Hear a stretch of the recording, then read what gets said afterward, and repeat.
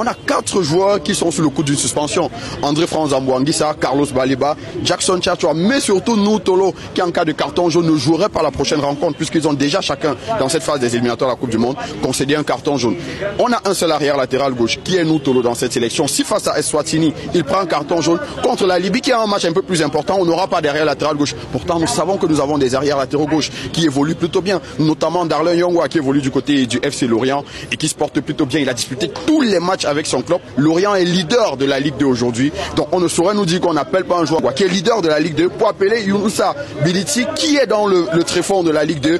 Je crois que c'est incompréhensible. Je reproche à l'entraîneur les fantaisies de ces listes. Ce n'est pas la première liste où on trouve des fantaisies. Je prends la fantaisie ici, Ganako, qui sort de maladie, plus d'un an il n'a pas joué, en haut niveau, et qui a à peine recommencé à jouer. Vous faites comment pour l'appeler à l'équipe nationale? Vous faites comment pour appeler Epassi ou appeler Omosola au détriment d'Ondoa? Donc sur l'absence de Fabrice Ondoa, il a répondu qu'il a déjà sa hiérarchie et qu'il évite la concurrence. Moi je ne sais pas, c'est le premier entraîneur au monde où j'entends qui dit qu'il évite la concurrence. Il faut donc que Marc Bill sache que s'il veut instaurer dans son équipe une concurrence saine, il doit appeler Ondoa et il doit appeler Onana. C'est les 2 meilleurs gardiens du Cameroun. Le reste là, il peut aller appeler sa grand-mère s'il veut.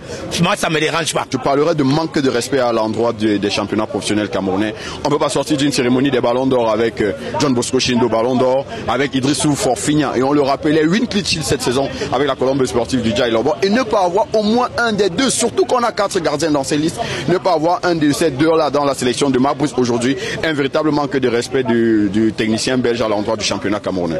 Être au Cameroun pour un entraîneur national, c'est superviser le championnat de première division. Vous voyez qu'on a acheté ce 4-4 pour ses beaux yeux, c'est pour lui permettre de se déplacer facilement. Il peut aller voir un match à Melon, il peut aller voir un match à Bafoussam, il peut aller voir un match, je ne sais pas moi, à Garoua. On lui fait un billet d'avion, il va voir les matchs. C'est pour cela qu'il doit résider au Cameroun.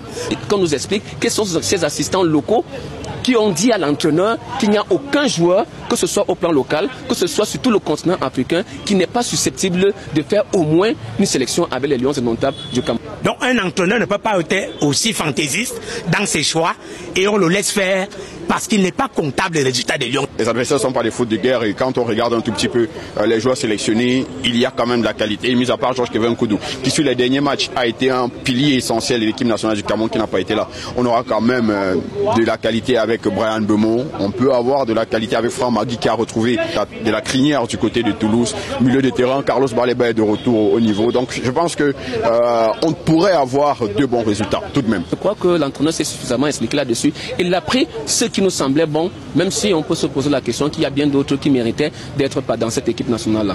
Et un entraîneur naît et meurt avec ses choix. Les choix appartiennent à l'entraîneur national sélectionneur. Je reste camerounais, je crois à mon pays, je sais que mon pays a des qualités.